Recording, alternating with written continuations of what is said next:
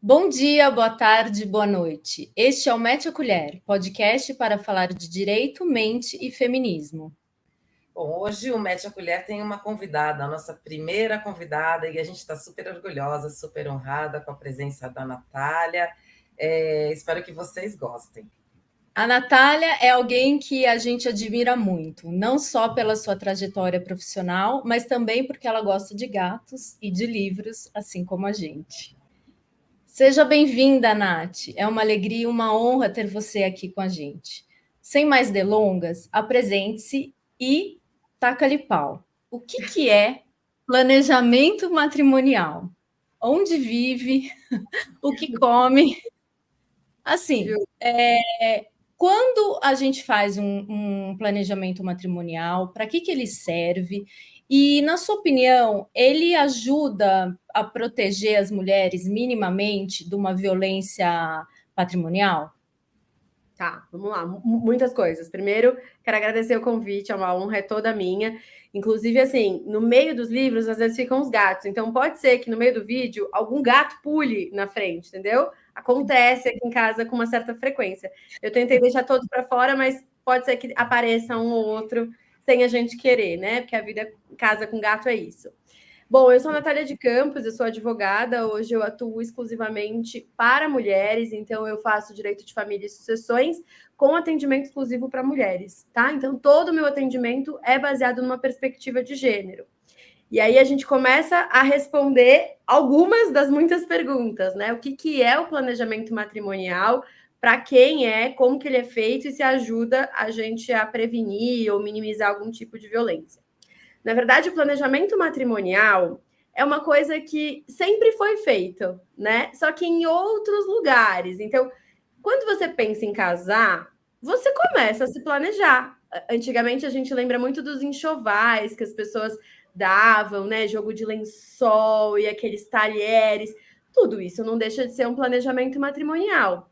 Acontece que quando a gente pensa em casamento, parece que a maioria das pessoas estão mais preocupadas em planejar a festa do casamento, né? Ou a casa, enfim, do que o matrimônio, do que o casamento pensando no sentido jurídico da coisa. E aí que a gente começa alguns tropeços e está sujeito a alguns tipos de violência. Porque o casamento não é a festa, né? A festa, assim, pode ser uma inauguração, pode ser uma celebração, uma comemoração. Só que o casamento é o que começa quando a festa acaba. Quando, né, o declaro ali, assina, vai para casa, é dali que começa um casamento, que começa de fato o casamento. E aí o que a gente tem que pensar? Que a escolha, quando a gente escolhe casar com alguém, isso passa a ter efeitos jurídicos não só entre a gente, não só entre o casal, mas entre o mundo, né? A gente declara, por que a gente vai no cartório e a gente assina uma certidão de casamento ou de união estável, né? Uma certidão pública, porque a gente está dizendo para a sociedade que a partir desse momento nós dois temos uma união. E isso tem uma consequência. Uma consequência, às vezes, boa, do tipo, posso entrar no seu plano de saúde, no seu título do clube, né? E às vezes uma consequência temerária do será que você tem dívidas? E aí, por que a gente está pensando sobre isso nesse momento, e em tantos outros momentos e em tantos outros lugares? Eu vou falando, gente, qualquer coisa vocês me sinalizam. Porque o que acontece? Quando a gente pensa no casamento, se eu falasse para você hoje assim, Simone, você quer abrir uma empresa comigo? De qualquer coisa, assim, você topa ser minha sócia? Você me faria algumas perguntas, né? Uhum. Do que? Qual tipo de sociedade? E se a gente quebrar, como que vai ser? Ah, qual que vai ser a cota dos sócios? Você tem alguma dívida pregressa? Você me faria essas perguntas para a gente abrir uma empresa, né? Seria bom fazer, né? Não, eu acho que no empresarial as pessoas são mais Acabo cuidadosas. fazendo. Mas quando a gente pensa no casamento, é assim: você quer casar comigo? Sim. E as outras perguntas que decorrem desse sim? Você quer que casar ficam, ai, que lindo, que romântico. Eu não vou falar de dinheiro, que é chato, estraga o clima, né? As pessoas pensam esse tipo de chato, coisa. né, Priscila? A mulher não pode falar de dinheiro. Porque se mulher falar de dinheiro, é interesse. A gente não pode falar de dinheiro, entendeu? Porque se eu vou me casar, e aí pensando num casamento hétero, né? Enfim, eu vou perguntar, eu vou falar sobre dinheiro, poxa, então eu sou interesseira. Só que não é só sobre o dinheiro, o planejamento matrimonial. Então vamos lá, por que a gente tem que fazer essas perguntas e como que começa a gente pensar no planejamento? Eu estou me dispondo a casar com você e você comigo. E isso tem uma consequência jurídica, tanto em vida quanto em morte, né? Porque se eu escolho casar com você e você comigo, automaticamente, hoje, pelo menos no código que a gente tem em 2023, 2024, você vai ser meu herdeiro. Ou meieiro numa parte, herdeiro na outra, né? E aí, como que fica? Eu quero. A gente tem noção do que é essa consequência de você herdar aquilo, você talvez concorra com os filhos que eu tenha de outro casamento, e tudo bem. Então, a primeira coisa, o que é o planejamento matrimonial? Para mim, é a conversa inicial que todos os casais precisam ter, que vão se basear em algumas perguntas básicas. Assim, quanto você ganha, quanto eu ganho, como que a gente pretende ter uma dinâmica de vida a dois. Qual é o gasto? Vamos pensar que essa casa vai ser uma terceira pessoa. A gente pode chamar ela de um PJ, né? Sei lá, uma casa vai ser uma terceira pessoa. Quanto que essa casa nos demanda? Ai, Natália, mas eu fico com vergonha de falar sobre dinheiro. Então você quer casar com essa pessoa? Porque assim, casamento, gente, é dividir responsabilidade, é dividir decisão. E se você ficar doente? E se seu filho ficar doente? E se seu gato ficar doente? Qual que é o planejamento para isso? E assim, uma vida a dois, eventualmente, a gente precisa ter plano, precisa ter um planejamento. Então tá, então a primeira pergunta, eu acho que o essencial é o que a gente quer e o quanto que a gente tem para realizar isso aqui. Qual que é o projeto de vida que a gente tem a dois, né? Então, primeira pergunta. Acho que vale muito as pessoas se perguntarem também. Qual é a relação que a gente tem com a família um do outro? Se seus pais ficarem idosos, qual é o planejamento que a sua família tem em relação a isso? Porque, e com os meus pais? Qual é o planejamento que eu tenho em relação a isso? Não é que vai ser imutável, não é que vai virar uma cláusula no casamento e vai ser imutável. Não, mas a gente precisa minimamente saber o que essa pessoa está pensando sobre. Principalmente, eu acho que assim, todo mundo pode fazer um planejamento matrimonial. As mulheres devem, porque as funções de cuidado vão cair no nosso colo.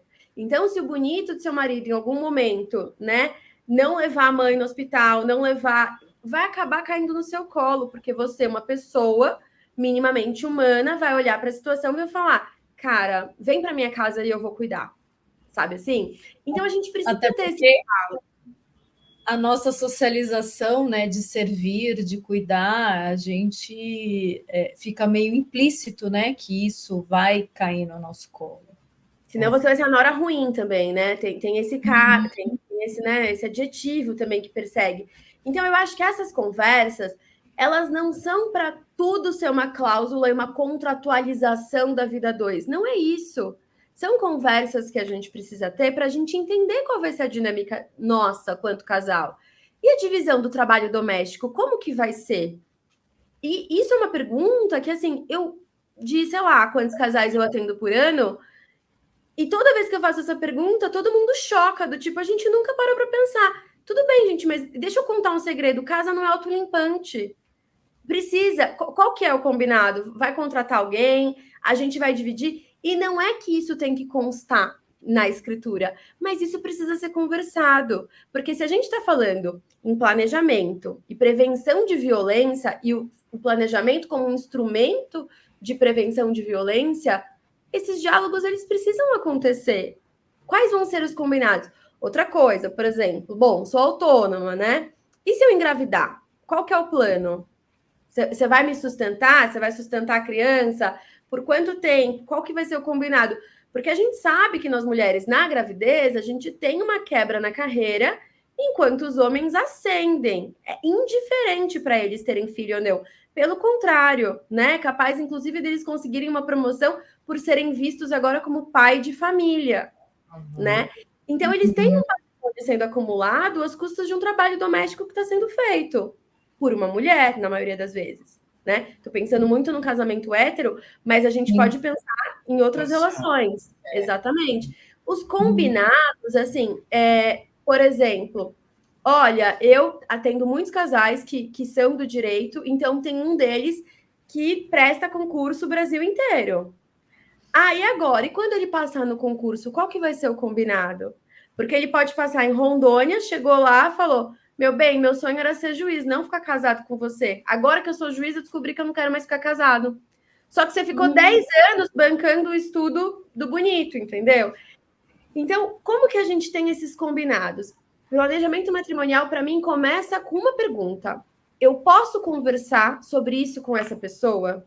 Porque se tiver algum assunto que eu não posso conversar com essa pessoa, eu acho que você não deve se casar. Se você simples assim. Para mim, a nota de corte, assim, existe algum assunto que você tem medo de conversar? Porque, assim, receio, pudor, quero falar um pouco mais disso na terapia, tudo bem, né? Isso é inerente à vida, uma vergonhinha, tem uma história da minha filha que eu fico com um pouquinho de vergonha, em algum momento eu vou falar, tudo bem. Mas tem alguma coisa que te dá medo de falar? Que assim, cara, isso aqui se vir pra tona, então não casa. Não casa, porque as relações que começam com esse entrave tendem a ter um resquício de violência em algum momento. Então, primeira pergunta, eu não quero falar sobre isso, ou eu não consigo, ou eu não posso falar. E acho que vale a gente sinalizar, puta, não posso. Esse assunto, então a gente tem um problema aí, né? Ai, Natália, mas eu pretendo casar com separação total de bens. A gente pode falar um pouquinho de regime de bens, que é aquele que, olha lá, tudo que é meu, tudo que é seu é seu. Se porventura a gente quiser construir alguma coisa junto, a gente sinaliza que a gente vai comprar isso em condomínio, que a gente vai construir isso com comum esforço. Então, eu não preciso falar sobre dinheiro, mais ou menos, né? Muito mais ou menos, porque o que a gente está dizendo é sobre uma parceria que está sendo colocada na mesa, né? E se você ficar desempregado, ou outro, ou doente, como que vai ser essa relação com o dinheiro?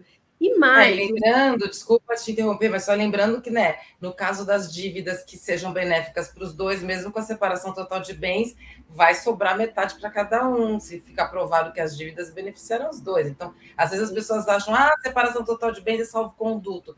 O que você está falando, e aí, por todos esses motivos, não é, né? Não. E a gente tem que lembrar sempre que o regime de bens não é só para vida, né? É para morte também. Então, sabe a história do até que a morte nos separe? É mais ou menos até que a morte nos separe, porque a morte separa, mas o regime de bens ele vale para a sucessão, né? Então ainda tem a questão ali do inventário. E aí, por que eu acho que é tão importante a gente falar sobre tudo isso? Porque a nós mulheres é renegado o direito de falar sobre patrimônio. Porque vai parecer que a gente é interesseira. E, assim, você quer casar com alguém que pareça que você é interesseira? Se você estiver falando sobre o seu futuro, e daí se você for, entendeu? É seu futuro, assim, é sua segurança. É do seu interesse, né? É do seu interesse. A gente tem que entender que o acúmulo de patrimônio está na mão dos homens, porque foi passado de pai para filho durante muitas gerações. Né? A gente sabe o quanto o direito é retrógrado, machista, e o quanto o inerente até pouquíssimo tempo atrás era deixar o legado para os filhos homens. E hoje a gente ainda tem esse resquício. Quando a gente pega empresas de família, empresa da família, muitas das vezes, quem trabalha nessa empresa é o filho. A mulher não, a filha não, né? E aí, como que ela sabe se ela não está sendo lesada nesse patrimônio? Porque vai ter que falar de dinheiro, gente. Ela não sabe. Então, cada vez mais, uma das ferramentas que eu uso é o planejamento matrimonial, elencadinho já com o testamento. Eu falo muito assim, mães, façam um testamento. Sinalizem o que vocês querem. Quer deixar o mínimo possível para o namorado, companheiro, marido. Mexe na legítima, vai ficar preservada, mas mexe na parte disponível e deixa o máximo para os filhos, se for sua vontade. Mas conversa sobre isso. Eu acho que o planejamento matrimonial, ele começa pensando por que isso é uma ferramenta a favor das mulheres. Primeiro, para você ter diálogos que você tem que ter antes de casar. é melhor falar de dinheiro antes de casar. Porque aí depois já começa muita confusão, já é mais difícil tomar as decisões. Então, está mais submetida, né, ao cara depois de casar. Muitas vezes a gente até já teve um filho e está vivendo, dependendo financeiramente. Então, é mais difícil de casar, de falar disso quando já está nessa situação. O ideal é falar antes mesmo. E de alterar mesmo, né, Priscila? Pensando assim, na parte jurídica do negócio. Depois que você já escolheu um regime, para você trocar, aí tem que ser judicial, aí tem que ter justificativa. E tem que os dois concordarem, né? Exato. E aí vai ser mais difícil ter essa conversa do tipo, por que você quer trocar de regime de bens agora? Do nada, você mudou de ideia. Aí fica mais difícil a conversa. Então, primeiro, porque eu acho que é mais fácil ter essa conversa antes. Segundo, que eu acho que dinheiro é uma ferramenta de proteção para a mulher, para ela conseguir ter uma autonomia de dizer...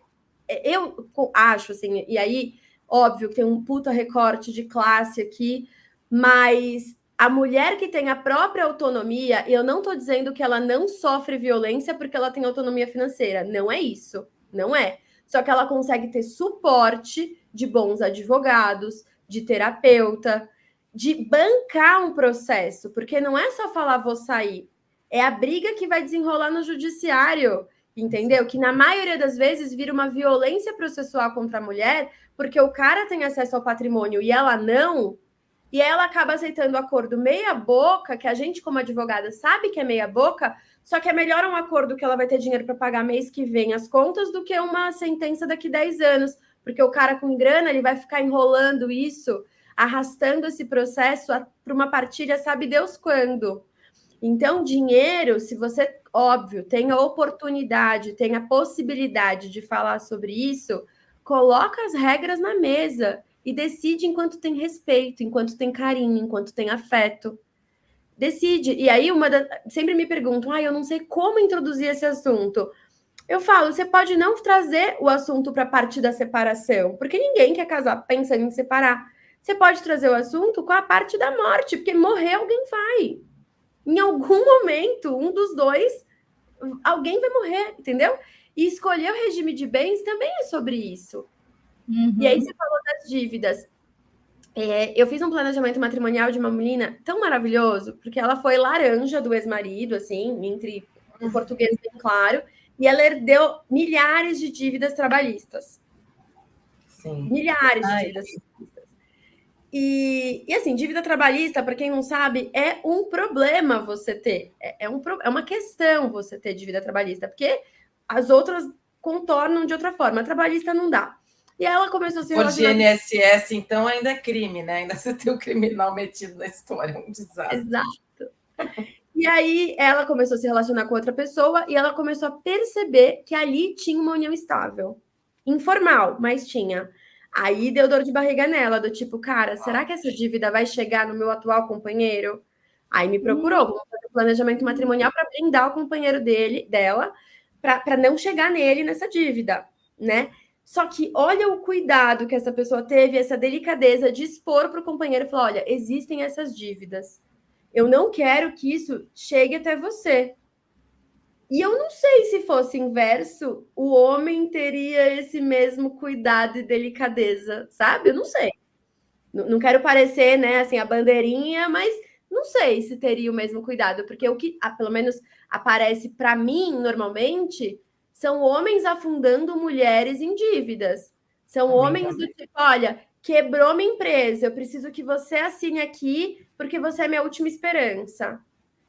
Aconteceu tal coisa, a gente vai perder a casa. E a mulher fala, mas como vai perder a casa? A casa está quitada. É porque eu fiz uma movimentação e tal. Normalmente, quem é relapso com o dinheiro e coloca tudo à tona, pelo menos por aqui, os casos que eu pego, são os homens. Mas a fama é das mulheres, né? De gastar no cartão de crédito. De comprar bolsa. É que nunca são essas dívidas que afundam o patrimônio da família. Normalmente é aquela coisa, eu peguei a casa quitada e dei como garantia de uma dívida que eu levantei para ajudar o meu irmão na empresa Ravs. E a mulher assinou e tudo, e aí foi. Não é o cartão de crédito, nem a bolsa de marca. Não é, gente, não é fazer a unha toda semana, né? Que vai acabar que vai levar o que vai pôr a sua casa a leilão. Não é essa a dívida. Essa dívida... Aí é outra esfera, de outro planejamento financeiro. Mas você não perde a casa porque você faz a unha toda semana. Não é isso, entendeu? E aí, essa conversa nunca existiu. Ninguém nunca falou de dinheiro, né? Nunca falou. E aí, de repente, do nada, você se vê do tipo, como assim o meu carro não tá mais quitado? Como assim a casa não tá mais quitada? O que aconteceu?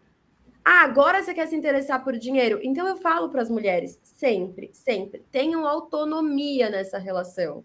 Olha, Natália, a gente fez um planejamento, e nesse planejamento eu não vou trabalhar, tá? Nesse planejamento ele que vai trabalhar e vai pagar as contas da casa e vai me deixar com cartão. Não é assim, gente.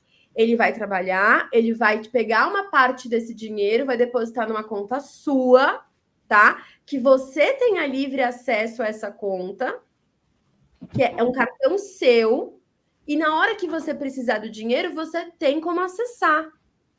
Isso tanto pensando no divórcio, quanto pensando na sucessão. Porque se esse homem tem a gestão de todo o patrimônio, na hora que ele morre, amanhã você faz o mercado como? Porque o problema é o amanhã, não é daqui a 30 dias, quando tiver o alvará para levantar o dinheiro do banco, é amanhã. É amanhã, amanhã, assim, amanhã, entendeu? Não, amanhã, aconteceu agora, hoje, aconteceu. Saiu de carro, fatalidade, aconteceu. Você tem como pegar esse dinheiro? Porque se você não tiver como pegar esse dinheiro é dele, não seu. E aí que começam as violências. Porque não é nosso, entendeu? Então, quais são os combinados? Assim, olha, só você vai trabalhar? Tá bom, quanto que você ganha? É 10, é 5, é 3, é 1?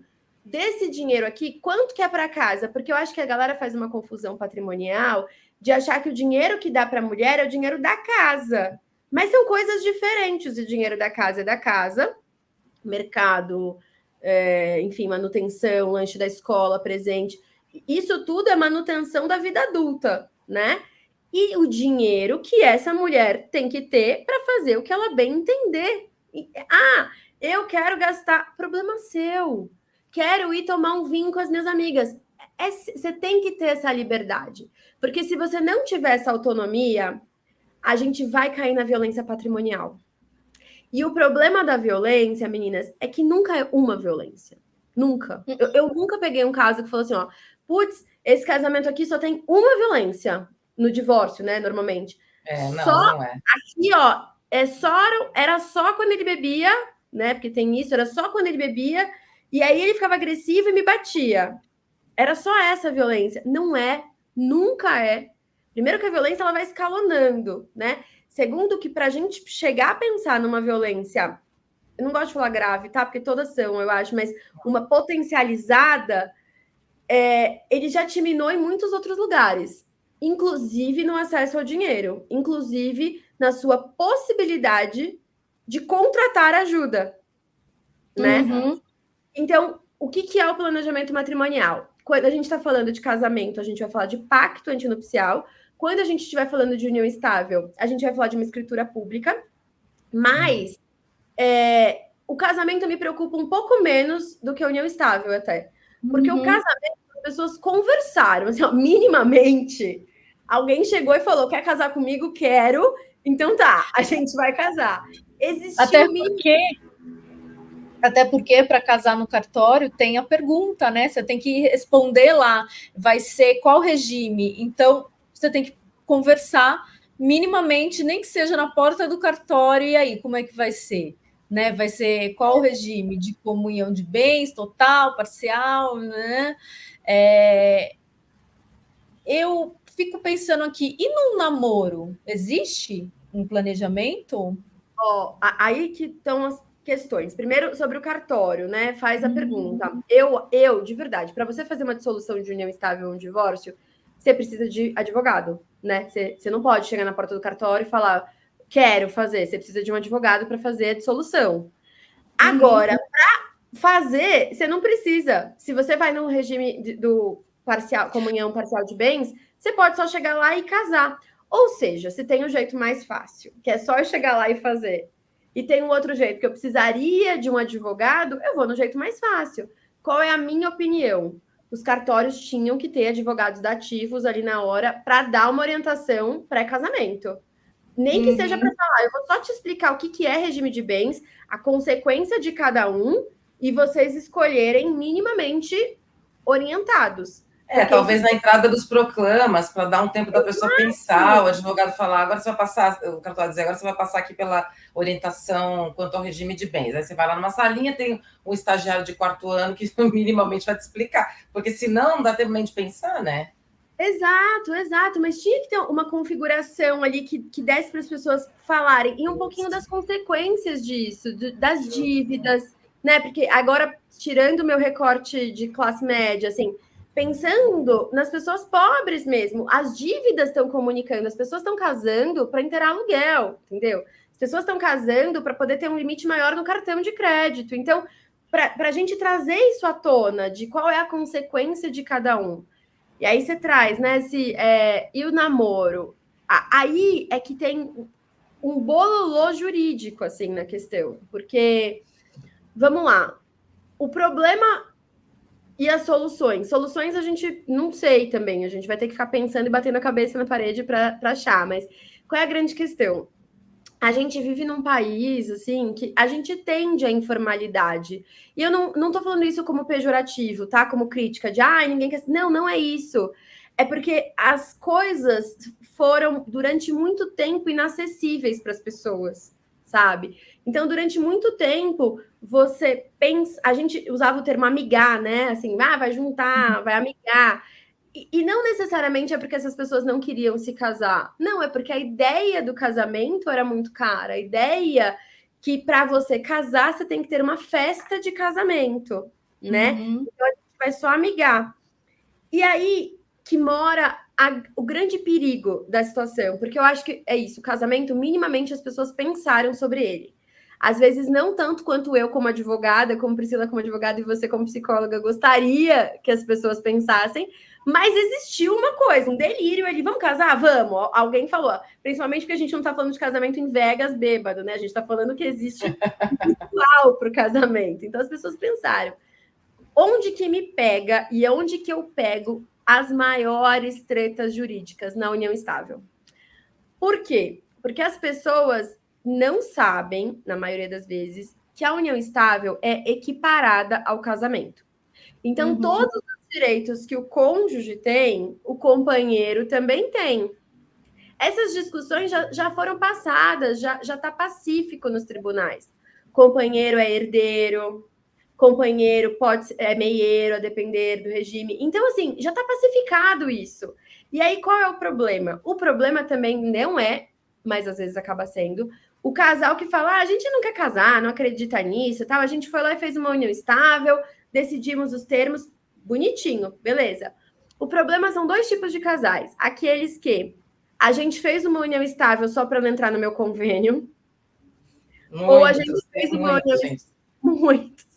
Ou a gente fez uma união estável para ela ter acesso ao clube, ou ele, vice-versa. Aí lascou. Porque não dá, entendeu? O direito, ele não é um potinho que a gente fala assim, eu fiz, mas eu queria sem recheio, entendeu? Quero, mas quero sem cebola. Não dá para ser assim. Quando você escolhe ter uma união estável, você escolheu tudo junto, o pacote todo da união estável. E qual é o problema do pacote todo da união estável? As pessoas não sabem. Mas se você não falou nada e você escolheu a união estável, você está numa comunhão parcial de bens. Ou seja, tudo que foi adquirido na constância dessa união estável vai comunicar e vai dividir por 2. Ai, Natália, mas por que isso é um problema? Olha, se você queria isso, não é nenhum problema. Agora, se você só queria dar o acesso ao clube ou ao convênio e de repente você está dividindo seu apartamento, aí temos um problema. Ora, o dever de cuidar, assistência material e moral, que se deve da mesma forma que se deve a um cônjuge casado no papel, na igreja e tudo mais. Exato. E as pessoas não se ligam disso. Não se ligam. E aí tem outra coisa também que ninguém se liga, Pri, não sei se para você também é, mas aqui é batata. Fala assim, não, mas o apartamento está financiado. O apartamento é do banco ainda.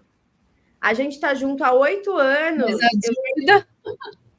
a dívida não é do banco. É assim, ó, eu dei uma entrada de 100 mil 8 anos atrás, e aí a gente foi, aí ele veio morar aqui, não sei o quê, nananana, mas o apartamento é do banco ainda, eu tô pagando esses 8 anos.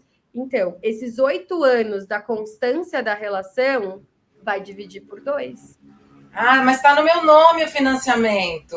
Não importa. Nossa, mas a gente conversou e ele não vai querer, então ele vai me doar essa parte que ele teria direito. Vai pagar imposto de doação. Vocês têm grana para pagar imposto de doação? Porque fala assim, doa não sei quem para minha mãe, com usufruto não sei o quê. E aí você fala, gente, e o imposto? Não quero pagar não sei o que lá. Tá, mas e o imposto? Que é 4% mais ou menos. Exatamente. E vai subir agora em janeiro. E um caso aqui que eu conheço, que o apartamento era da sogrona. Na verdade, sogrona estava pagando. Tacou lá 100 mil e começou a pagar. Filhão foi morar no apartamento. Aí conheceu uma moça e ela foi morar lá com ele. Aí passaram e ela vendeu o apartamento dela para ajudar a terminar de pagar esse apartamento. Eita. Ai, meu Deus. Eita. Aí, depois de um tempo, casaram no papel, mas já estavam morando há um tempão, anos antes. Eu vou ter que até anotar para não me perder. Confuso, um pouquinho confuso. Aí, passou um tempo, o casal foi morar em outro lugar. E esse apartamento, como era a sogrona que estava, como pagou uma parte, deixou o outro filho, o irmão, morar lá. E esse irmão mora ad eterno, mora lá. O casal voltou da onde foram morar e foram morar em outro lugar pagando aluguel. O casal separou. De quem é o apartamento? De sopetão, eu diria, da sogra. Tá? Tipo Mas assim, a sogra só deu uma parte. Só deu a entrada e pagou alguns meses. Depois foi o casal que pagou até praticamente quitar tudo com o orçamento familiar e com o dinheiro que ela trouxe do apartamento que ela vendeu, né? E aí, tipo, sei lá, eu vou tacar aí algum tempo. Aqui. Os últimos 6 meses aí, quem pagou foi o irmão que começou a morar, e aí quitou, o irmão quitou 6 meses. E aí mora lá. Aquela coisa da prova, não tem prova de nada, só alguém pagava um boleto na boca do caixa. Dava em dinheiro, eu passava no apartamento e dava em dinheiro. É lindo, nossa. E agora, de quem é o AP? Simone, para mim, tá? Tudo vai ser depende, sempre, tá? Mas para mim, o apartamento é da sogra no primeiro momento. Porque não importa muito assim, pagou, não pagou. Até porque, assim, pensando friamente, eu vendi meu apartamento e paguei.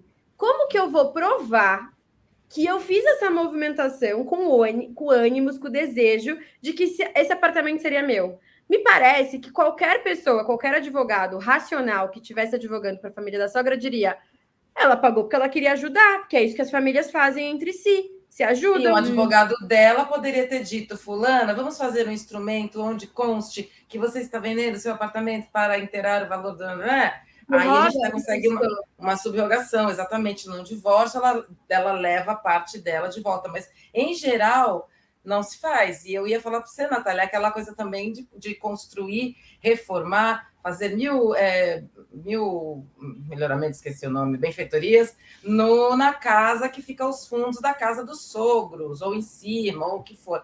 E aí a pessoa, mas eu tenho as notas, as notas da reforma, da parede, do azulejo, só que não estão no nome do cara, não tem nome de ninguém.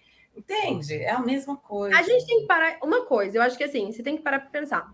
Quais são um dos deveres do casamento? Que tá lá, tá escrito assim, ó. Assistência mútua. Não tá? Não tá escrito? Assim, ó, casamento, assistência mútua. que isso significa? Significa que na hora que você precisa, eu quebro seu galho, na hora que eu preciso, você quebra meu galho. Então, não dá pra gente, dentro de um casamento, alegar assim, mas olha, a notinha tá aqui, tá, tudo bem, dentro de um processo, a gente trabalha com o que a gente tenha, que bom que você tem essa nota, melhor que nada. Mas assim, gente, o que é importante pensar? Quando você casa com alguém, é para dividir a vida com essa pessoa, com ônus e com bônus. Então, não dá essa continha, assim, você vai se frustrar. Você quer reformar? Eu também sou meio contra isso, do tipo, não faz reforma na casa da sogra.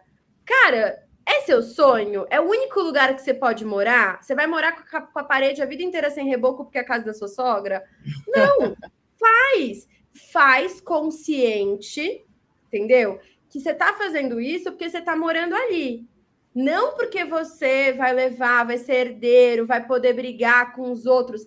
Não. Você faz uma coisa sabendo que é igual morar em casa alugada, né? É isso que eu ia falar, é parecido. Trocar os azulejos do banheiro, eu não vou poder levar quando eu for embora, mas eu quero morar numa casa com azulejo bonito. Exato. Então eu faço. Eu sou contra isso, do tipo, não faz na casa da sogra. Porque às vezes a gente sabe, gente, hoje cada vez mais é muito difícil você ter uma casa própria no Brasil. E tem sido cada vez mais difícil. Então, é o único espaço que você pode morar, é o único lugar que você tem. É esse espaço que você tem, deixa com a sua cara, deixa confortável.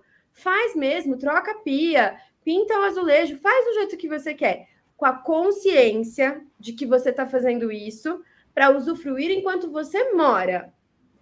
Não esperando que na hora do divórcio você vai ter algum direito. Ou na sucessão.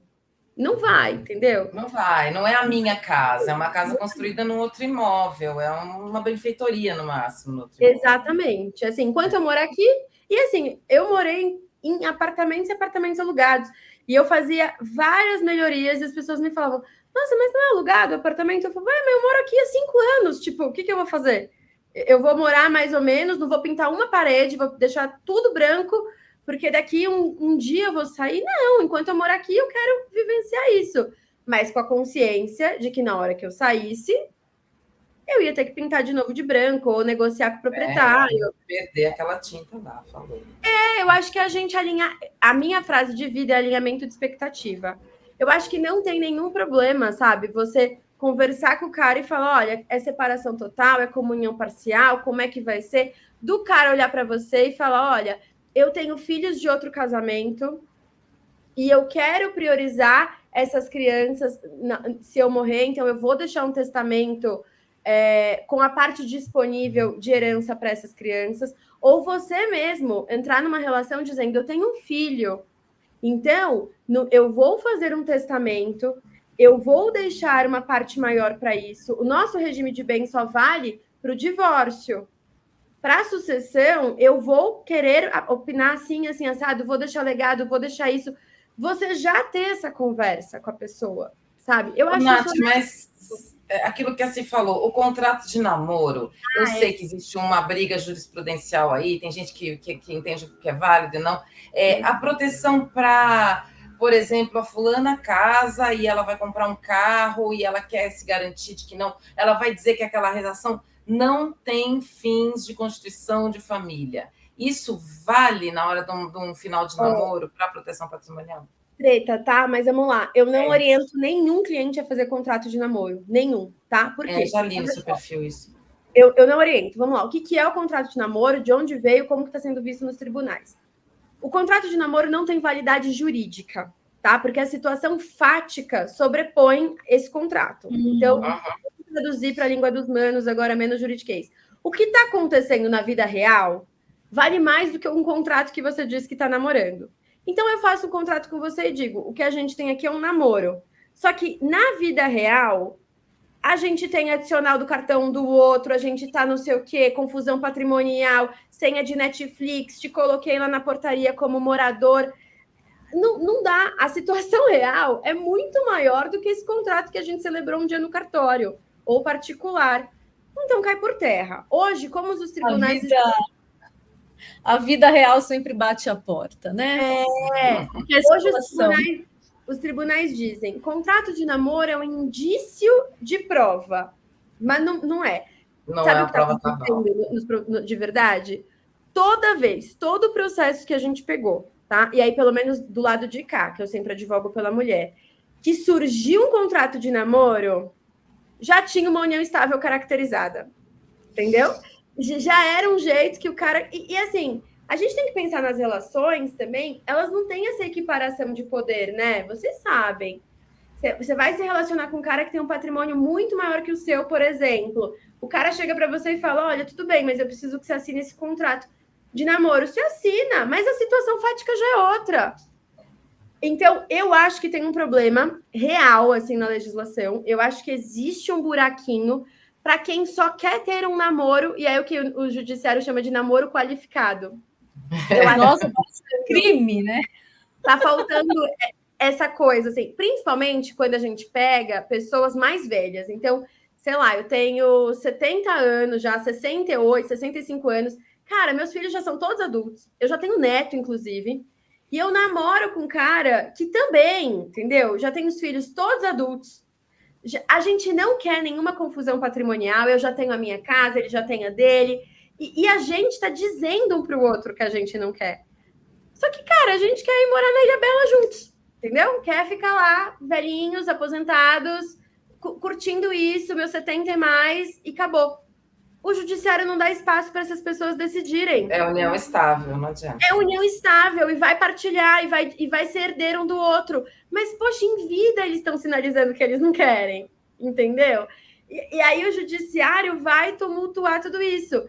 Aí você pode me dizer, ah, Natália, mas é só abrir mão, renunciar à herança quando acontecer, né? Tá bom, só que você tem controle sobre você. E sobre seus filhos, você tem controle? É isso que eu ia falar. Não tem. Tô eu lá e Priscila, temos uma união estável, 70, eu tenho 75, ela tem 80, eu tenho 3 filhos, ela tem 3 filhos. A gente tem uma das duas um patrimônio bem relevante, tem alguns milhões, você tem uma vida confortável, mas não tá nos milhões, tá? Aí você morre. Eu posso abrir mão da herança, ou fiz o exemplo contrário, né? Aí eu morro.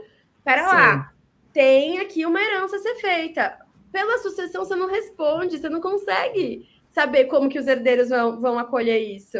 Exato. E aí eu acho que o judiciário peca, porque ele não dá espaço. Parece que agora, com a reforma do Código, tá, vai existir uma discussão sobre esse espaço da união estável, que é um espaço difícil. Sabe por que é difícil? Porque a gente começou essa conversa dizendo que a maior parte das relações, elas têm uma informalidade. A gente está discutindo monogamia, família, sei lá o quê. Gente, isso é uma discussão Santa Cecília, assim, porque na prática, na vida real, as famílias já são plurais e convivem entre si. Em muitos casos, uma não sabe da outra, né? Em muitos casos sabem. Quando a gente pega Brasil, assim, quando a gente para de pensar no direito para o direito de Moema, a gente pensa no direito Brasil, assim, as famílias já são plurais, elas já existem essas convivências. Não é sobre eu querer ou você querer, é sobre a vida como ela é. Sobre o que há, exatamente. E aí, qual é a discussão agora da união estável? E por que eu acho que é preocupante? Porque eu acho que não dá para equiparar a união estável com casamento. Acho temerário isso, porque a gente fica sem escolha jurídica para conseguir pensar no planejamento. Aí vai surgir holding, gente tentando fraudar a sucessão, etc. Só que também a gente não tem outra opção, que me parece uma solução, tá? E aí eu posso estar muito errada, óbvio, porque estou pensando isso. A gente pelo menos abriu espaço para as pessoas declararem de vontade que elas não querem. Sabe, assim... não se eu não falar nada é uma união estável. Tá bom, se eu não falar nada é uma união estável, mas eu posso ter o direito de falar que não é? Que eu não quero? Que eu quero que ela durma na minha casa todo final de semana, ou eu lá, ou aqui. Quero poder fazer isso, mas que isso seja só um namoro? Eu acho que talvez ter a possibilidade, não estou sugerindo absolutamente nada, mas é uma ideia que surge, ser um formulário com preenchimento de cada item. Aqui eu quero que a gente possa ter o mesmo plano de saúde, eu quero que ela entre no meu plano de saúde. Mas o regime de bens não será nenhum desses. A gente, no regime de bens, não partilha nada, não é nem dívida, nada. A gente não é uma união estável. Talvez dar esse espaço para que seja estabelecido aquilo que eu quero, que a pessoa que eu Porque abre a namoro, porta que pra eu gosto. fraude, né, Pri? Pode ser. Entendeu? Mas entende que eu acho que talvez seja esse o dilema tanto do legislador quanto do judiciário, de garantir, da segurança jurídica. Acho que a palavra é muito essa, segurança jurídica para todos os lados. Porque como eu fazer? penso que, pelo menos, eu acho assim, para a gente começar a avançar essa conversa, eu penso que, pelo menos, na sucessão eu poderia escolher afastar o cônjuge. Aliás, o companheiro, desculpa. Companheiro, namorado, sei lá. O companheiro, namorado. Eu penso que, pelo menos na sucessão, a gente poderia declarar quando a gente faz a escritura pública de união estável, colocar assim, ó, declaro que não desejo que Priscila seja minha herdeira. Declaro que não desejo que Natália seja minha herdeira. Me parece que é seguro, entendeu? Tipo assim, a gente está declarando. Até porque, se lá na frente, quando a pessoa morrer, a outra conseguir provar, né, que pera lá, a gente tinha declarado isso, mas a situação mudou. Só que aí não é automático, não é para todo mundo, sabe? Exato. Não Nath, eu queria fazer uma pergunta bem prática. Assim. Oi? Oi, desculpa. Dá tempo, né, de fazer alguma coisa, não sendo automático, dá tempo de pensar, de se preparar e tudo mais. Por isso que é importante ter essa conversa antes, né?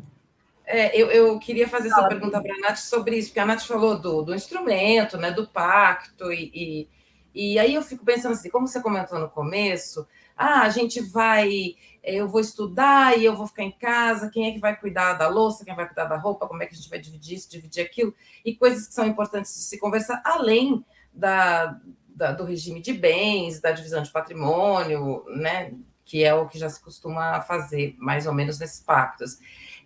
A minha pergunta é assim, qual a execuibilidade desse instrumento se o cara que escreveu, assinou com sangue que ia lavar louça, nunca lava louça, controla meu cartão de crédito, eu não tenho direito lá de fazer minha unha, porque, é claro, a gente está falando de duas situações aí, que é, primeiro, a execuibilidade mesmo, e a prova, né? Porque a prova dessas coisas é um problema. E eu queria que, se você, na sua experiência, contasse para a gente como é que...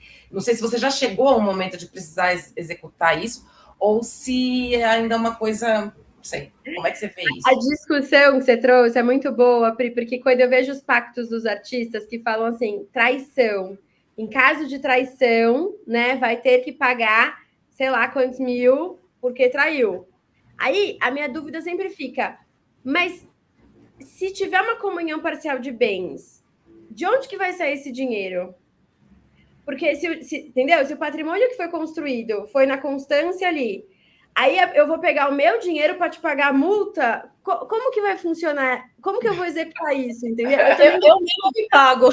Eu mesma me pago. Fora os considerandos anteriores, considerando que traição é conjunção carnal, considerando que traição é ser fotografado entrando no motel. O que é traição para você poder executar um negócio desse? Começou essa discussão no escritório um dia desses, e com a Fernanda Doretti também já tive essa conversa, do tipo, começa o que é traição, e depois de onde vai sair esse dinheiro? E se a gente decidir voltar? Tá bom? Você me traiu, beleza, você tá me devendo. Aí a gente decide voltar. Anula a multa? Eu também não tenho essas respostas. Acho que anula, porque é incompatível. Eu também não sei. Eu penso que a gente colocar determinadas coisas num pacto, e aí foi isso que eu disse, assim, nem tudo precisa virar uma cláusula. É muito mais sobre as conversas que a gente traz para isso, para essa mesa, do que, de fato, executar. Só que aí tem uma coisa, tá? Um olhinho da advogada familiarista ali lá na frente. A depender de como acaba a sua relação e do que está no pacto, a gente vai brigar disso na ação de guarda, na ação de alimentos, entendeu? Então, estava lá previsto isso. Você nunca cumpriu. Como que a gente vai provar isso? Como tudo que a gente prova no direito de família, né? Confiando nas partes, testemunhas, fotos, gravações, enfim, conversas e afins. Me parece que vira muito mais uma prova para a hora do divórcio do que necessariamente para você executar que ele não lavou a louça. Eu executo isso dentro do casamento, que eu vou te processar porque você não cumpriu o contrato aqui, não lavou a louça. Isso mesmo existe. Ou pode pôr as seguintes, né? De vai que cola, sei lá, vai que cola. Penalidades, tem que me trazer uma caixa de bombom na Copenhague por mês. Oi? Eu acho que pode virar alimentos para quem foi traído, né? Depois... Tem uma discussão, né? Mas eu acho que assim, é um indício bom de prova. Porque aí eu não estou pagando para mim mesma, né? Eu separei, separou tudo, agora, por conta disso, você vai me pagar, sei lá, uma pensão por 2 anos. Normalmente, traição entra como indenização por dano moral, dependendo de como ela é praticada, como você prova. Mas aí tem que ser depois que separou, depois que fez a partilha, senão eu mesmo estou pagando. É uma discussão, é uma boa discussão. E agora, uma coisa que eu acho legal quando a gente pensa em planejamento matrimonial, que não é sobre dinheiro, mas que eu acho que é bem bonito quando a gente pensa em colocar essas cláusulas, por exemplo, fiquei doente ou aconteceu alguma coisa comigo, sofri um acidente, ou enfim, tô doente, né? Eu posso colocar uma cláusula dando autorização para o meu companheiro, para o meu cônjuge, a decidir sobre o meu tratamento, a decidir sobre como ele vai fazer uma gestão. Eu posso sinalizar que eu quero que ele seja meu curador, se eu tiver incapaz, por exemplo, por algum motivo. Então, isso mas eu acho isso muito... já não é automático. Oi? Não isso é já automático. Não, tem que entrar com a Sei lá, eu vou passar por uma cirurgia, alguém tem que assinar lá a internação, vamos supor. Não é o companheiro? Não, ele vai assinar para você. Não, só que muitas das vezes, se nas famílias tem muita discussão em 2 cenários, me parece que são os mais críticos.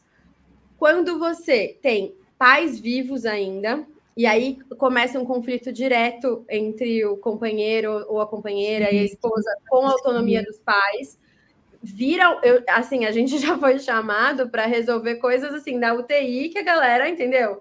Quebrando pau de quem vai decidir tal coisa. E era um acidente de carro. E aí, essa situação é bem complexa, porque era um acidente de carro que estava o pai com o filho, só que ele era casado não com a mãe do filho, entende? Então, virou o caos do tipo, quem tem autonomia aqui... Porque aí os médicos começaram a tratar a mãe do filho como esposa dele, e não era. E aí virou caos, assim. Então, no cenário que você tem pais vivos, e no cenário de que você tem filhos adultos, só que você é casado com outra pessoa, começa a virar uma discussão do tipo assim, e agora? Mas é meu pai, tá bom, mas é meu marido. E quem que ele gostaria que tomasse essa decisão? E aí, se o que você gostaria é o seu companheiro, o seu marido, o seu cônjuge, sua esposa, você sinaliza isso na união estável ou no casamento, dizendo, olha, se algo acontecer comigo, mas eu tô vivo, né? Não é no testamento, tô vivo. Se porventura eu ficar internada, acontecer tal, eu quero que essa pessoa seja nomeada. E eu acho isso super bonito, sabe? A gente poder escolher. Isso aconteceu na minha família. O meu pai teve câncer de estômago e foi fazer a cirurgia, e ele poderia não voltar da cirurgia ou ter que fazer algum outro procedimento, e aí ele pediu para que fosse a minha mãe, que já estava separada há 20 anos dele, ele não casado, mas união estável com outra mulher há 20 anos. Porque ele não queria que o peso fosse para ela, porque ela não ia saber decidir, e muito menos para mim, como filha, ter que decidir. E aí, mãe, então, puta ou falou, okay. Amor, né? Ter esse poderzinho. Mas não, ele confiava nela, tal, no discernimento e tal, e ela assumiu a bucha, né?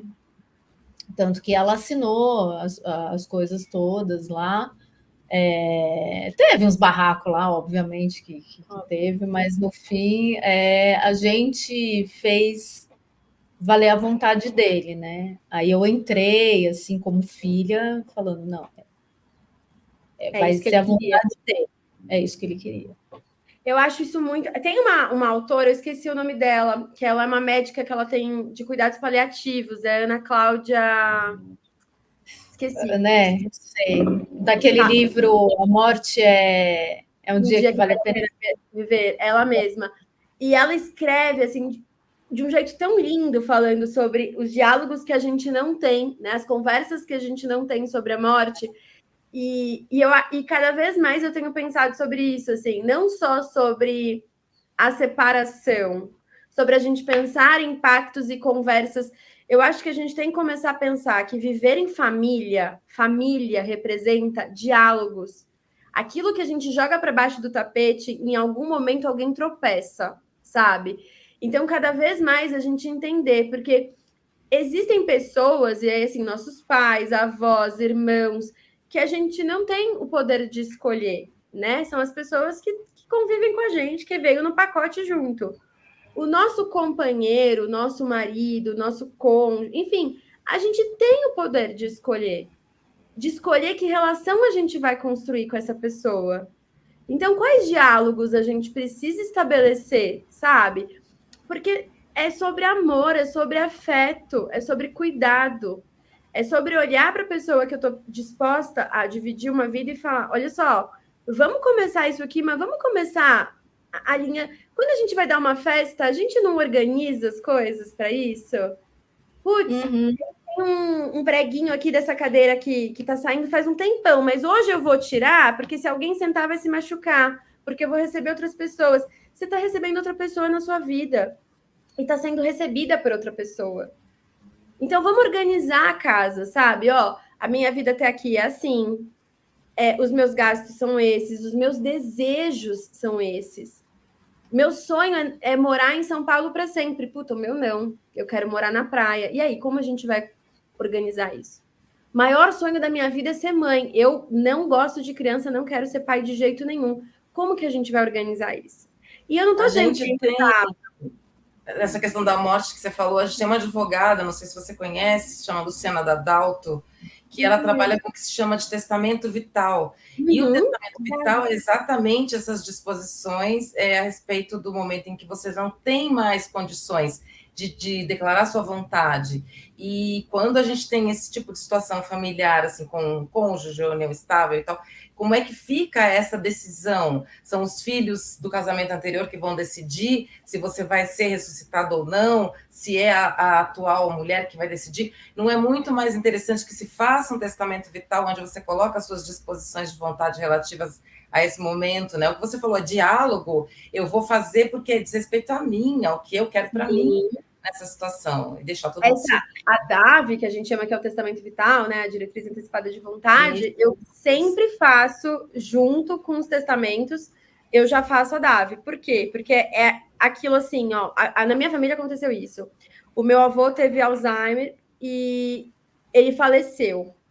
E a família da minha avó, todo mundo é enterrado no interior. E a família dele é enterrada em São Paulo. Aí quando ele faleceu, começou. Não, ele disse que ele queria ser enterrado aqui. Ah, mas ele disse quando? Ele já estava, ele estava lúcido ou não estava? Quando ele falou para quem? Aí já virou outra confusão. Aí como que decidiu isso? Meu pai são 3 filhos, uma mulher e 2 homens. Por óbvio, minha tia, a mulher, sempre foi a que mais cuidou, mais demandou, mais... Então a decisão ficou para ela, do tipo, tia, o que vai ficar melhor para você? Ela falou aqui em São Paulo. Então pronto, então vai ser enterrado aqui. Ou seja, a vontade dele foi completamente desconsiderada ou não, porque ninguém sabia qual era a vontade, mas prevaleceu a vontade dela. Por quê? Porque faltou uma conversinha. Uma pessoa dizer, eu brinco até com a minha irmã, eu falo, cara, você não quer falar para ninguém? Assim, ó, não quero fazer nada.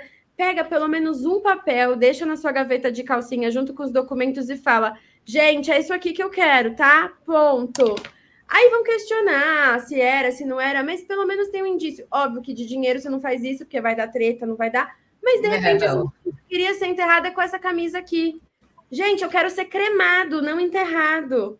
Sabe uma coisa que não vai ter uma grande discussão? Sinaliza para alguém tem que saber o que você quer. A gente está falando de grandes tabus, né? Que é principalmente aqui no nosso país, que é dinheiro e morte. A gente não fala para não atrair. Né? Dinheiro eu acho que a gente não fala porque a gente não pode falar. Sim, acho que dinheiro não cabe a mulher falar, entendeu? Acho que cada vez mais. E porque, assim, se a mulher tem uma condição financeira menos favorável que a do homem, é porque ela é interesseira. Se ela tem mais favorável, vai falar sobre dinheiro é porque ela é arrogante, entendeu? Então, eu acho que mulher é uma pessoa que não pode falar sobre dinheiro. Por isso que a gente tem que falar e falar cada vez mais. Colocar. Ah, mas é porque você é interesseira. Meu bem, chama casamento isso, né? A gente precisa saber onde a gente está se metendo. Eu quero saber o que vai acontecer comigo. E se eu tenho mais dinheiro, também eu quero saber a proteção que eu posso ter. Porque uma coisa só eu querer. Eu quero dividir meu patrimônio com essa pessoa. Ótimo. Tá tudo bem. Outra coisa é cair na situação. Ups, tropecei, tô aqui, e agora? E agora? E agora, né? E aí a gente fala, boa pergunta, e agora? A gente já está com 1 hora de conversa, passou super rápido. Antes da gente terminar, eu só queria fazer uma pergunta. Vocês falaram, né, a questão jurídica, a gente falou do melhor dos mundos, que é ter essa conversa antes e tudo mais. Mas, por exemplo, as pessoas que estão assistindo já estão casadas e, putz, não fizemos isso. E agora? Já foi. Tem solução? Tem solução. Acho que a primeira pergunta é: o que deu esse ups e agora? Assim, o que deu esse alerta? O que você gostaria de fazer que o seu regime de bens não te proporciona, tá? Então, por exemplo, eu já vi um casal me procurar e aí a narrativa dele falou assim: olha, meus pais são idosos, a gente está casado em comunhão parcial de bens, porém eu quero comprar um apartamento que seja só meu, tá? Para poder reservar esse apartamento para os meus pais, assim, assim, assado. Era uma situação exclusiva ali, ela também concordava e a gente conseguiu, sem precisar mexer em regime de bens, nada, a gente conseguiu organizar isso de alguma forma.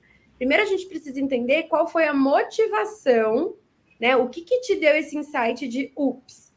Porque, num primeiro momento, o que me parece mais fácil de ser ajustado é testamento. Porque se sua preocupação for por conta da morte, do tipo, ups, mas meus filhos, mas isso e aquilo, a gente pode ajustar isso com testamento, tá? As pessoas fazem planos antes. Mas se eu casei tem, sei lá, 1 ano, 2 anos, ainda não tenho filho. Mas a gente já está pensando em ter filho. A alteração de regime de bens, tá? Só que aí você só pode fazer isso juridicamente. Então, como que funciona? Você vai precisar explicar para o juiz por que você quer pedir o regime de bens, trocar o regime de bens. Ele vai te pedir várias certidões para descobrir se vocês não estão tentando fraudar terceiro, tá? Por que não é tão simples assim, vai no cartório e troca regime de bens? Porque, a depender do regime que a gente casa, eu sou corresponsável pela dívida que você faz, né? Exato. Então, eu não posso sair trocando o regime de bens, mas dá para trocar. Então, você vai consultar um advogado, você vai explicar para ele por que você quer trocar esse regime de bens, e aí o advogado vai peticionar para o juiz, vai trazer todas as certidões, mostrando que não tem nenhum débito, não tem nada, ninguém que está sendo lesado, e aí o juiz vai fazer a autorização da troca do regime de bens, tá? Dá para fazer, só que aí é um processo... Então, mas é um pouco mais complicado. Por isso, gente, conversem. Antes, conversem. Tenham conversas difíceis. Consultem uma advogada de confiança que nem a Natália para fazer essas coisas. É isso. Com experiência, né? Porque tem que ter experiência também. Também, não dá para ser o advogado do pai, entendeu? E aí, eu não sei se vocês passam muito por isso. Assim, eu acho que uma das maiores desafios do direito de família é porque em família todo advogado acha que sabe fazer. Tipo assim, não, isso aí eu faço. Aí você vai pegar... Não, isso é divórcio, é facinho. O advogado da empresa faz. Aí você vai pegar o acordo de convivência das crianças e você fala, meu Deus, o que aconteceu aqui? Quem que vai, né? Ninguém sabe. Olha, janeiro, dia 8 de janeiro, que vai ser a primeira segunda-feira, é o dia mundial das pessoas procurarem uma advogada do tipo, o que eu passei no Natal desse ano, eu não vou passar de novo. Porque as pessoas fazem acordos genéricos, Natal com a mãe, Réveillon com o pai, e ninguém pensa na criança, ninguém pensa na logística desses pais. Como que vai ser essa logística? O Natal começa que dia, termina que dia, ninguém sabe. Mas a gente põe um advogado da empresa para fazer o divórcio. E aí vira o caos, entendeu? Vira o caos. Exatamente. A gente pegou o inventário essa semana com um erro assim pesadíssimo, um erro que vai ser difícil ali. Por quê? Porque o advogado, família e sucessão, todo mundo acha que é fácil fazer. E não é, né? A gente sabe que família, se fosse fácil... É aquela coisa, né? Parafraseando, de advogado familiarista e louco, todo mundo tem um pouco, né? Todo mundo acha que manja, que vai dar palpite. Exatamente. Mas aí depois volta, né? Aí na hora que volta para o nosso colo, fala: nossa, mas meu bem, agora a bagunça já está feita, né? Agora a gente vai ter que redecorar. Mas em suma, gente, façam planejamento matrimonial, consultem uma advogada antes de se casar, mesmo que seja só para você perguntar, entendeu? Às vezes vai você individual, legal quando vai o casal, mas às vezes vai você individual perguntar, falar: olha, queria entender qual é o cenário, quais são os riscos. A gente precisa tomar muito cuidado, porque a gente é de uma geração que existia aquela empresa que você não podia fazer sociedade unipessoal, então as pessoas colocavam o filho como sócio. Então, 99% do pai e 1% do filho, 98% tem aquela porcentagem pequenininha, porque naquela época não tinha sociedade individual.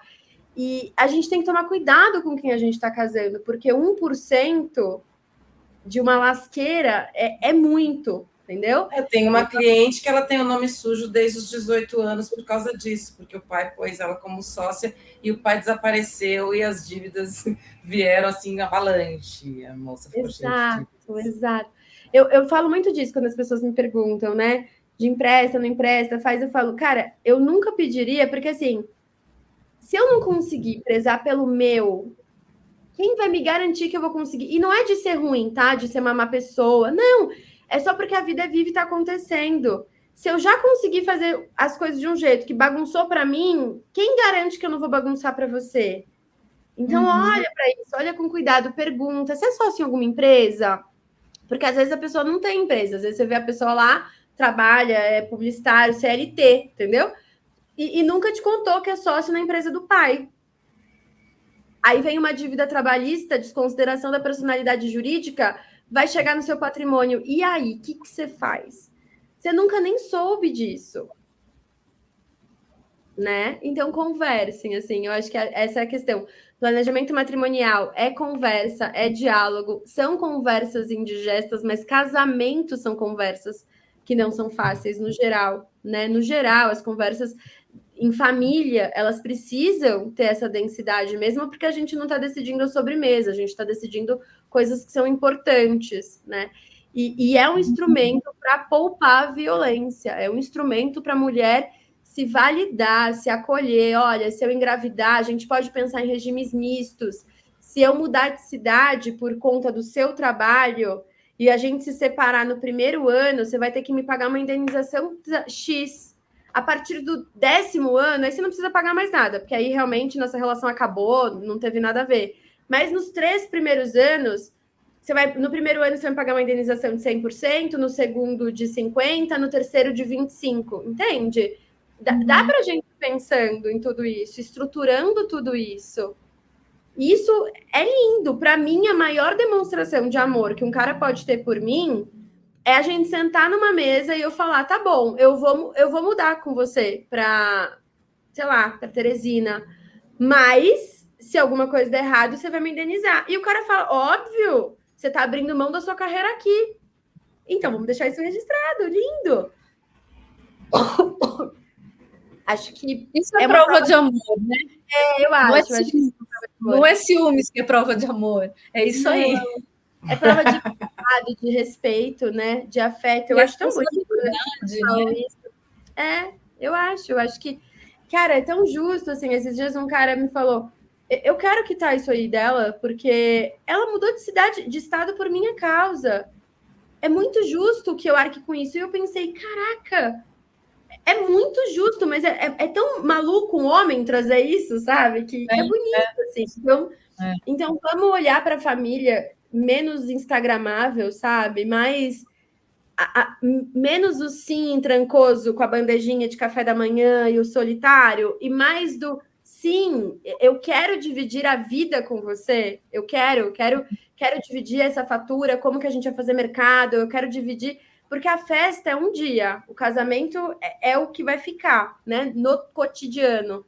É isso, eu acho que eu tenho que pensar no casamento com mais maturidade, menos quem vai tocar o DJ ou a banda, e mais comunhão parcial, separação total, o que vai ser do casamento? Responsabilidade afetiva, carga mental. Tem muitas coisas para conversar antes de decidir o buffet, né? Sim. Nath, muito obrigada. Você quer falar mais alguma coisa? Não, quero agradecer vocês. Eu adoro falar sobre isso, então vamos conversar muitas vezes ainda. É um prazer para mim dividir esse diálogo com vocês. É um assunto que eu adoro, né? Eu acho que quando a gente pensa no direito das mulheres e a gente consegue ver o cenário da relação do começo, meio, fim, seja o fim por divórcio, seja o fim por morte, e a gente consegue ver o papel da mulher nas relações e o que a sociedade espera dessa mulher, é quase um ato revolucionário a mulher dizer, não, pera lá, não é no piloto automático. Deixa eu entender onde que o casamento me cabe, né? Sem ser o lugar da Cinderela, né? Ser o lugar da responsabilidade mesmo. Então, quero agradecer demais o convite e espero voltar outras vezes para a gente conversar de outras coisas também. Vai voltar sim, Com a gente vai te certeza, chamar Mira. mais vezes. Obrigada, Nath. Obrigada, Beijo. Obrigada, Nath. Queria falar ainda que a gente, Simone e eu, escrevemos 2 livros. Eu tenho livro de vocês, inclusive. Que legal. Tem o Pequeno Guia Não Técnico de Acordo de Divórcio para Mulheres, e a gente fez um outro que é o Rota de Fuga de um Casamento Abusivo. Os 2 estão à venda hoje em formato PDF eletrônico, porque a gente entendeu que para as mulheres a leitura fica menos arriscada se não for papel, se for o PDF, se for no celular, e eles estão à venda na plataforma Hotmart. E nós vamos colocar aqui o link na descrição do episódio. O contato da Natália também, saúde, Nath. O contato da Natália também a gente vai colocar aqui na descrição do episódio. E queria agradecer, foi muito legal. Obrigada, meninas. Boas férias para vocês. Um beijo. Obrigada. Se você quiser contar alguma coisa, se tiver sugestões de assuntos dos quais você gostaria que a gente falasse aqui, escreve para nós no DM do @metcolher. Esse podcast, agora videocast, é produzido por Priscila Cavalcante e Simone Cortez. Então, gente, vou convidar vocês todos, vem com a gente meter a colher. Até! Até!